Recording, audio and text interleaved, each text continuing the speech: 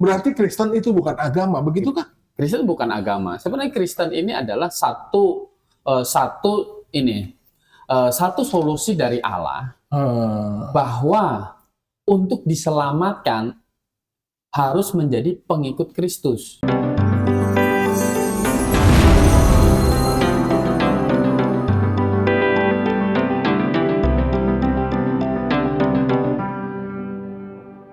Selamat malam, saudara yang dikasihi Tuhan Yesus Kristus. Selamat malam, Pak Kurnia. Selamat malam. Selamat malam, saudara Joshua. Malam hari ini kembali kami hadir di hadapan saudara lewat layar kaca Anda. Dan kembali saya ingin menyajikan satu topik yang menurut saya cukup menarik, Pak Kurnia. Karena sebenarnya orang perlu memahami dulu tentang hal yang akan kita bawa hari ini. Kita punya tema, kita punya jargon ya. Jargonnya adalah ujilah segala sesuatu dan peganglah yang baik. Kenapa ini penting? Karena memang manusia dituntut untuk tidak salah mengambil kepercayaan, tidak salah memegang satu keyakinan iman. Karena menurut saya kalau seandainya orang salah memilih sesuatu dalam hidup ini biasanya akan mengalami penyesalan. Di luar kecuali daripada iman, penyesalannya biasanya hanya dirasakan seumur hidup saja. Tetapi kalau salah beriman terhadap sesuatu, maka bisa dipastikan itu akan Pak Kurnia. Nah, untuk di Indonesia ini Pak Kurnia, kita tahu bahwa Indonesia kan mengakui kalau nggak salah 6 agama ya. 6 agama berikut dengan kepercayaan dan itu dilindungi oleh undang-undang. Oke, kita nggak bahas tentang 6 agama ini karena memang di luar dari kuasa kita, di luar dari kita punya teritorial. Kita bahas tentang kekristenan itu sendiri karena memang di dalam pemikiran banyak orang Kristen itu adalah suatu ajaran agama. Kan gitu. Maka pemerintah memberikan perlindungan terhadap keyakinan orang Kristen yang dianggap adalah agama gitu. Dan itu disandingkan dengan agama-agama yang lain, Buddha, Hindu, Islam dan segala macam. Tetapi masalahnya adalah banyak orang berpikir bahwa ajaran agama Kristen itu ada itu karena dibawa oleh Yesus Kristus, misalkan gitu. Nah, ada banyak pertanyaan-pertanyaan yang sepertinya memang sebenarnya sampai sekarang ini pun saya masih berpikir apakah memang kekristenan itu sebenarnya adalah konsep ajaran keagamaan atau bahkan Yesus datang ke dunia ini yang memberikan suatu pengajaran yang akhirnya orang menganggap bahwa ini adalah ajaran agama gitu loh. Tetapi kita sebagai orang Kristen tentu membedah suatu masalah, referensi kita tidak boleh keluar daripada Alkitab. Karena memang iman orang Kristen itu fondasi utamanya adalah Alkitab. Bagaimana Alkitab membedah masalah kata agama ini, Pak? Apakah orang Kristen, apakah Kristen itu bisa disebut dengan agama?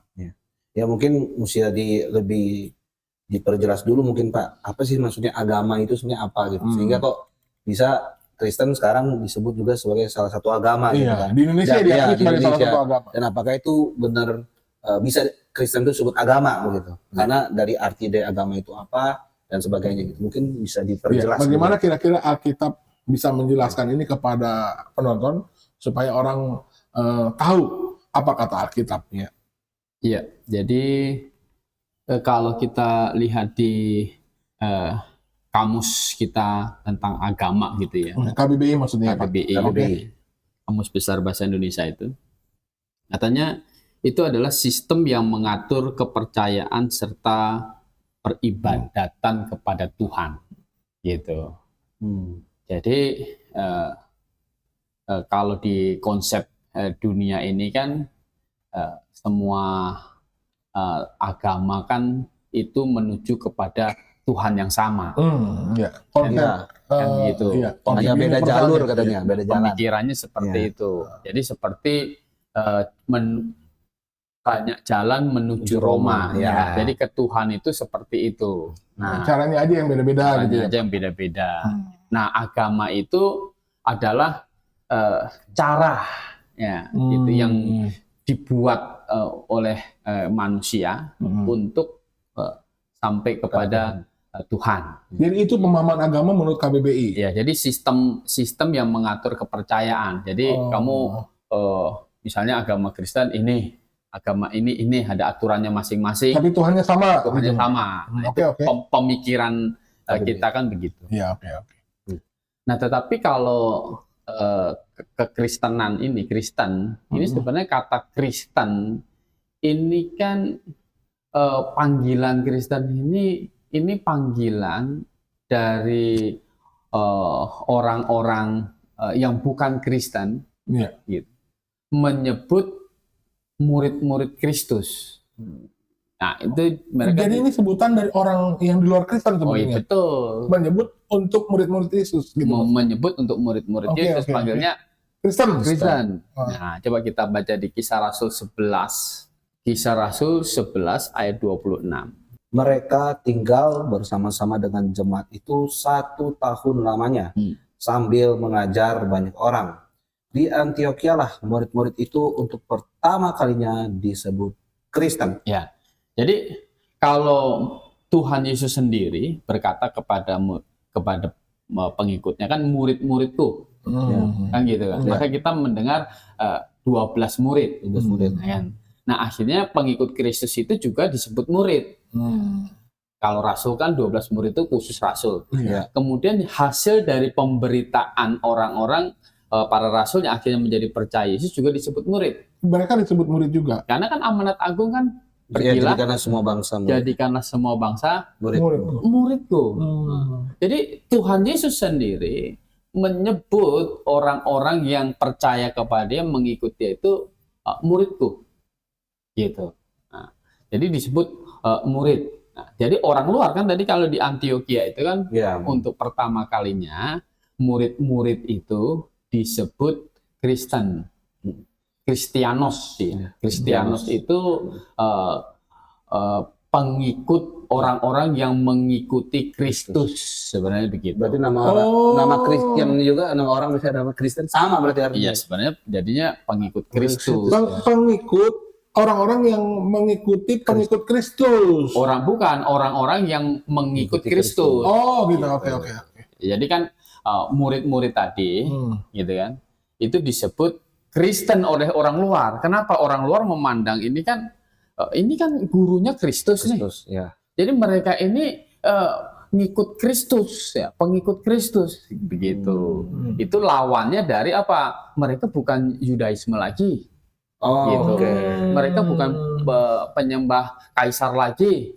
Mereka ini pengikut Kristus, begitu. Tapi Sebenarnya memberikan label kepada Iya. orang-orang percaya. Jadi gitu maksudnya. memberikan label. Itu jadi Kristen itu label untuk para murid-murid di Antiokhia itu, dan selanjutnya memang ini menjadi umum. Oh, jadi Oke. umum Kristen. Ya, menjadi umum murid-murid Kristus, orang-orang yang percaya kepada Kristus itu akhirnya disebut Kristen, gitu. Bukan Nasrani ya, Pak? Bagaimana? Bukan Nasrani. Nah, sebenarnya kalau Nasrani itu adalah ejekan dari orang Yahudi untuk orang Kristen. Kenapa ejekan? Karena kan bagi orang Yahudi itu Yesus itu cuma orang Nazaret, Oke. ya kan? Dia cuma orang Nazaret itu, gitu.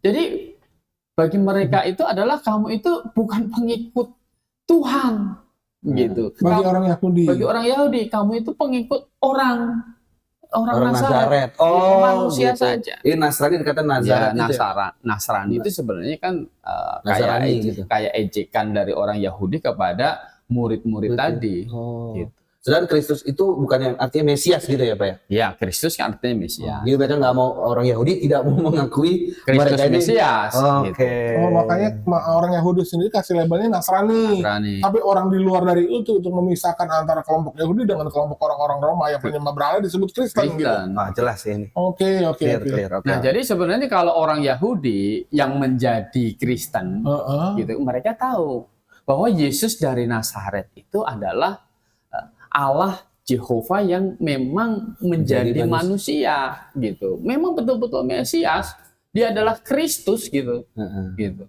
Karena kalau membaca semua Nubuatan. tanda-tanda atau nubuatan yang menjanjikan bagaimana atau menggambarkan bagaimana Mesias yang akan datang, itu cocok semua dengan Tuhan Yesus.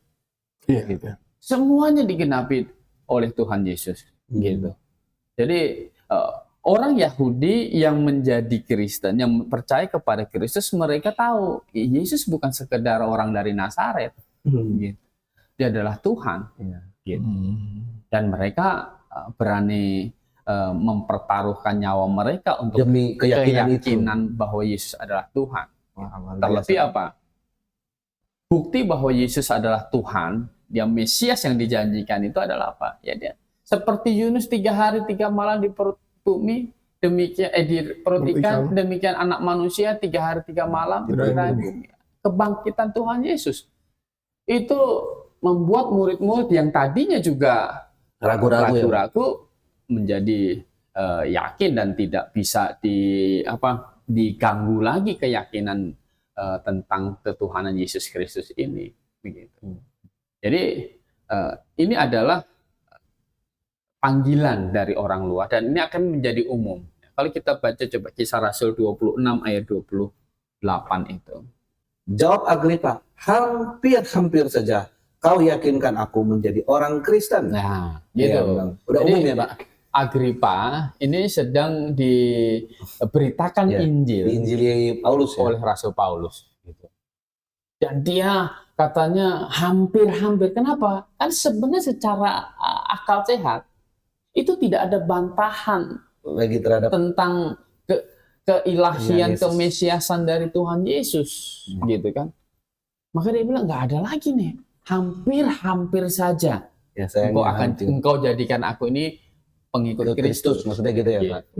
Berarti memang bahkan sampai raja saja tahu betul bahwa ini label untuk orang-orang yang mengikut Kristus. Iya, betul. Berarti itu gini dong bahasanya, hampir saja kamu jadikan aku menjadi murid Yesus gitu ya. Pengikut Kristus. Iya. Seperti Paulus kan begitu.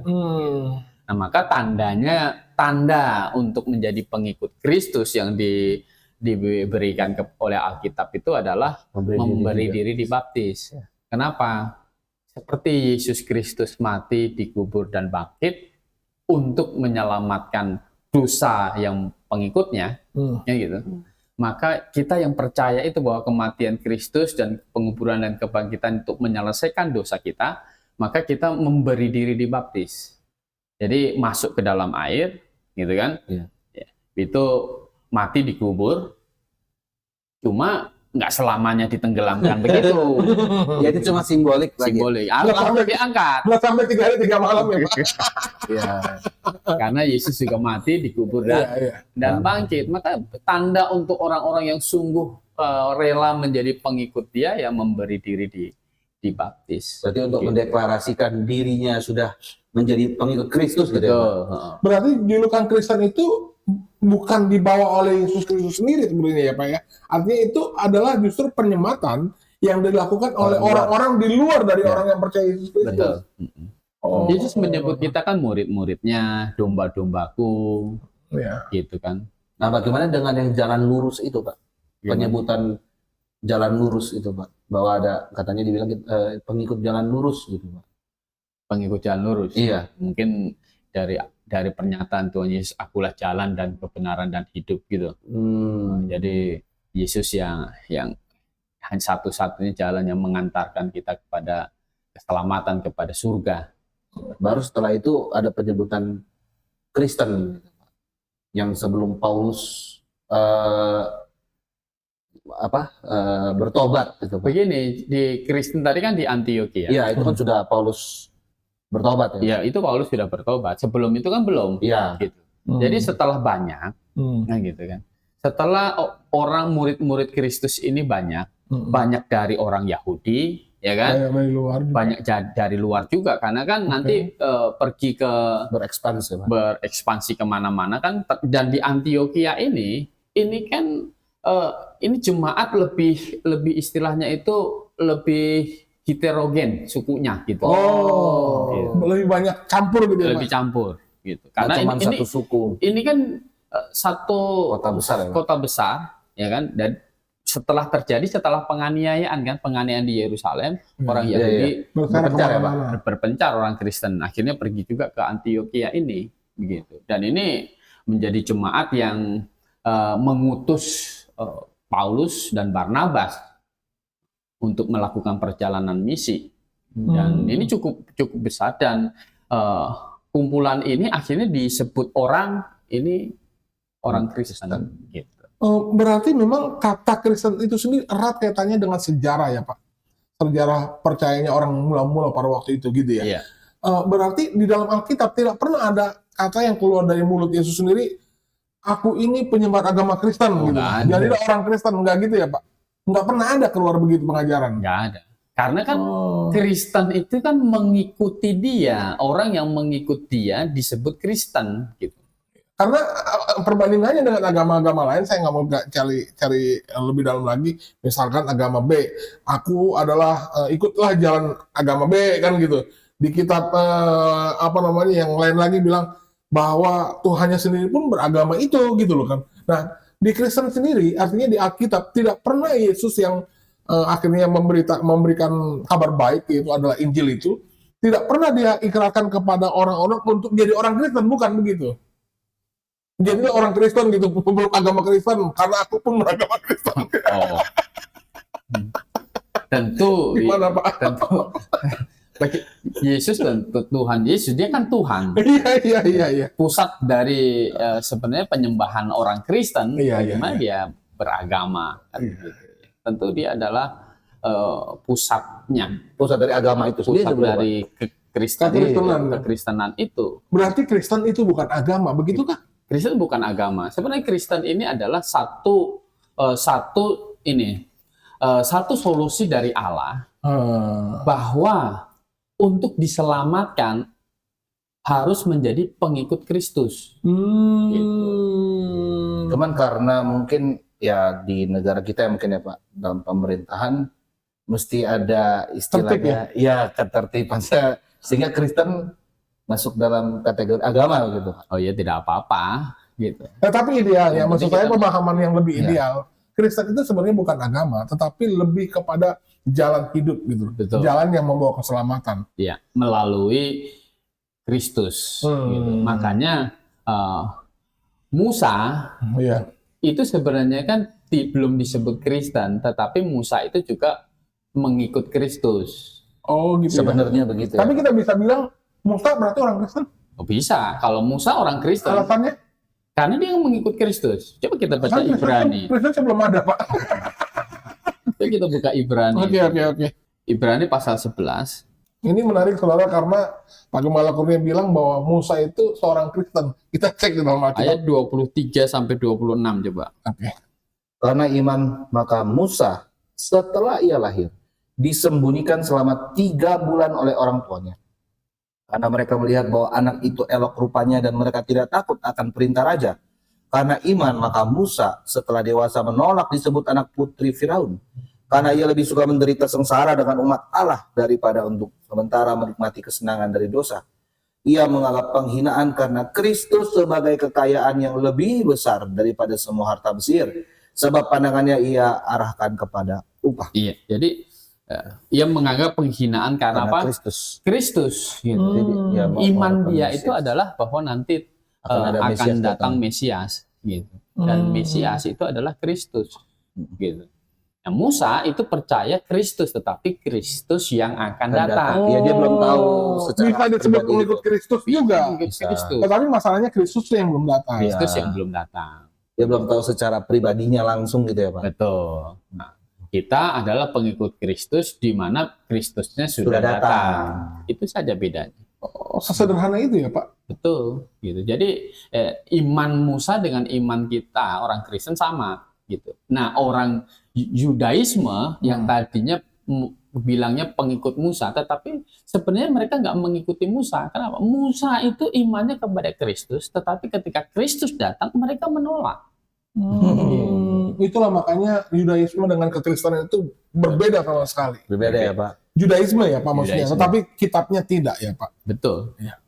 Nah lalu bagaimana Pak? Apakah dengan segala penjelasan Bapak tadi itu, maka setiap orang percaya di dunia ini bisa dikatakan sebagai orang Kristen? Itu sesi berikutnya nih. Baik saudara, jadi perbincangan kita malam hari ini semakin menarik karena pemahaman orang tentang agama sebenarnya harus benar-benar tepat sasaran, karena untuk menjuluki iman seorang Kristen, apakah Kristen bisa termasuk dalam satu rangkuman penjelasan bahwa dia adalah agama?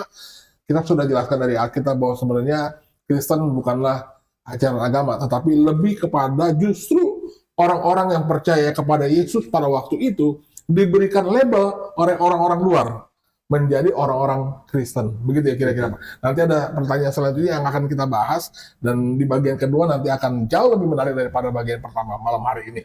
Terima kasih Pak Kurnia. Baik. Terima kasih Saudara Joshua. Tetap bersama dengan kami nanti di bagian kedua. Selamat malam dan salam Maranatha.